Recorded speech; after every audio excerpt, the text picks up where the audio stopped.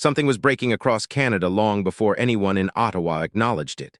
In the farm towns of Alberta, Saskatchewan, and Manitoba, the signs were everywhere. Equipment lots that once emptied in weeks were suddenly full for entire seasons. Farmers who normally upgraded machinery every few years were quietly delaying purchases. Dealers whispered about financing drying up. And the tension, quiet, heavy, unmistakable, spread across the prairies months before any headline dared to mention trouble. Farmers could feel that something had shifted, something invisible, something deeper than a simple market slowdown. John Deere didn't send warnings. They didn't signal uncertainty. They didn't hold meetings to reassure the government. Instead, they made one cold decision: pull production out of Canada and strengthen operations inside the United States. It wasn't a minor adjustment. It was a verdict. A verdict on Canada's economy, on its policy environment, on a government that ignored rural distress until it turned into collapse. When this hit Ottawa, Mark Carney didn't just react, he erupted. Because John Deere is more than a manufacturer. It is part of the backbone of Canadian agriculture. When a giant like Deere leaves, it means the ground has already given way. It means the collapse is already complete. And it forced the entire country to face a reality many feared. The system was failing long before Deere walked out. The collapse didn't begin with Deere's exit. It began quietly in the fields, barns, and dealerships of rural Canada. For months, farmers were being battered by financial pressures that grew heavier with every passing season. Interest rates doubled, turning equipment loans into ticking time bombs. Inflation squeezed farmers from all sides. Fuel costs, fertilizer, parts, everything became more expensive. Grain prices wavered and trade uncertainty made every investment feel like gambling. Farm machinery sales didn't slow. They froze. Combined purchases halted. Tractor sales dried up. Dealerships, once lively even in off-season months, turned silent. Analysts tracking the numbers reported something far more alarming than a decline. They saw the disappearance of demand itself. Deere didn't need political statements to tell them what was happening. Their data showed the collapse in real time. And in their internal analysis, Canada wasn't a struggling market. It was a dead market. A market so financially suffocated that staying became impossible. American farmers were suffering too, with tariffs and volatile prices, but Canada's pain was sharper. The policy environment made everything worse. Ottawa insisted recovery was coming. But the farmers living this collapse knew the truth. Their foundations were crumbling. Deere's withdrawal simply exposed what was already broken. Canada's policy environment played a defining role in pushing John Deere away. Heavy industry survives on stability, predictability, and manageable costs. But for years, Canada had moved in the opposite direction. Carbon taxes kept rising, adding new expenses every single year. Industrial electricity became more expensive than most U.S. states, turning factory operations into a financial burden. Permits took months, sometimes years. Regulations shifted constantly with political cycles, forcing manufacturers to adapt again and again with no guarantee anything would stay the same. Manufacturers cannot commit billions in long-term investment under such conditions. And John Deere saw what every major industrial player sees. Canada had stopped offering predictability. Energy costs were the breaking point. Powering a factory in Saskatchewan cost up to 40% more than powering one in Iowa. Alberta's grid instability threatened production schedules, while carbon taxes guaranteed rising overhead forever. Meanwhile, the United States took the exact opposite approach. American governors promised fast permits, low-cost energy, tax incentives, and long-term policy stability written into binding agreements. While Canada offered ideals and theories, America offered certainty, structure, and guarantees. Deere chose the environment where survival and profitability were assured. Canada didn't lose John Deere because America stole it. Canada lost John Deere because it pushed them out without ever realizing it. Beyond economics, one issue shattered the relationship between John Deere and Canadian farmers: the right to repair war. Farmers were already financially strained, yet the machines they relied on were locked down behind proprietary software. A $500,000 combine came with limitations. You couldn't fix it yourself, you couldn't call your local mechanic, and you couldn't install certain parts without Deere's digital approval.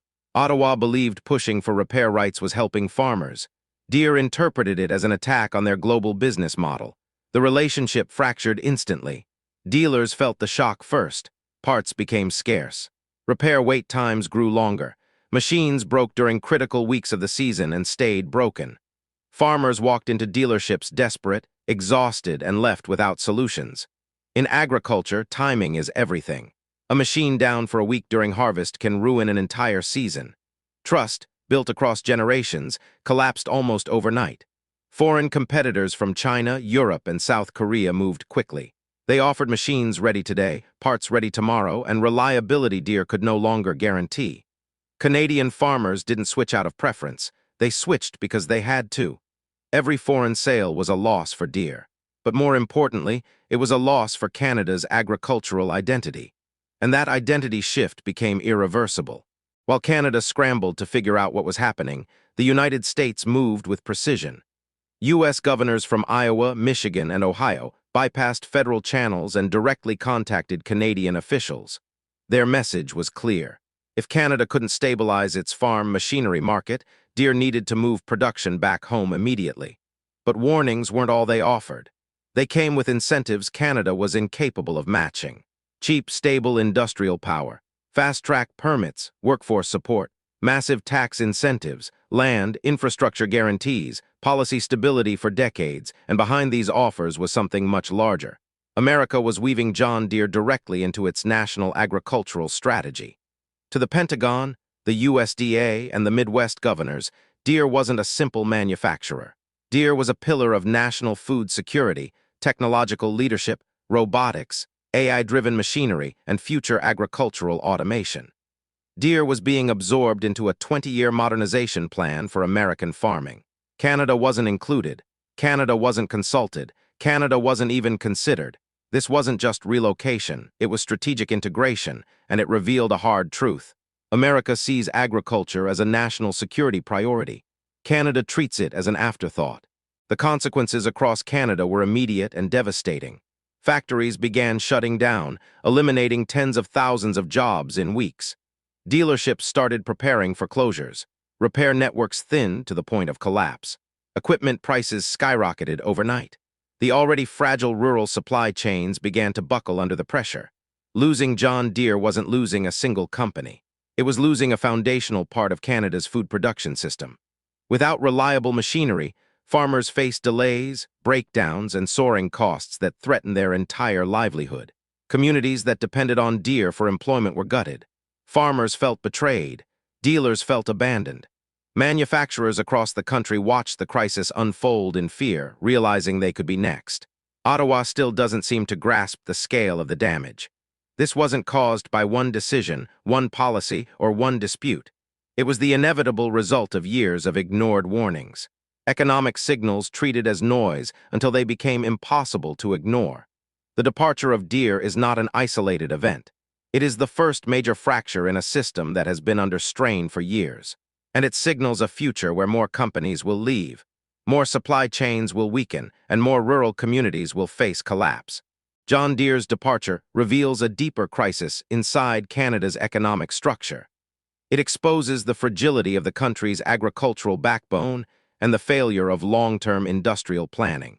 The departure wasn't caused by one issue, it was the culmination of dozens of interconnected pressures. Canada no longer offers predictability for heavy industry.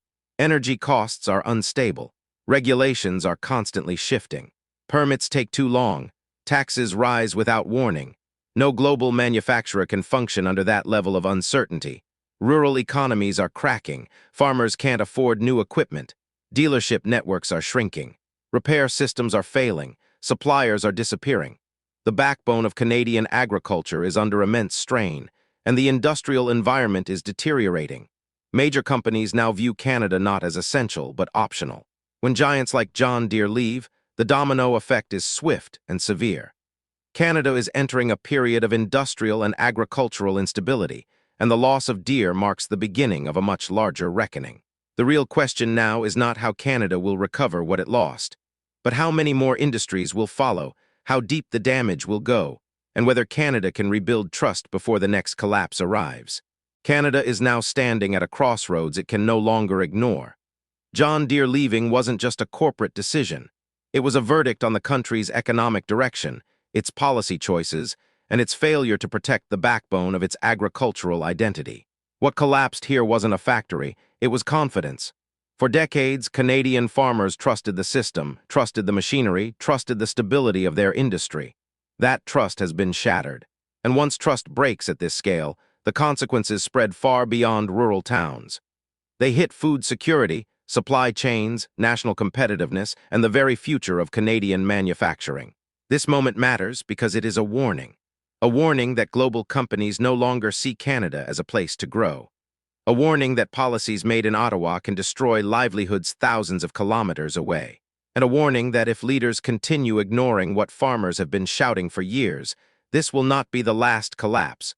We're only witnessing the beginning of a much larger unraveling.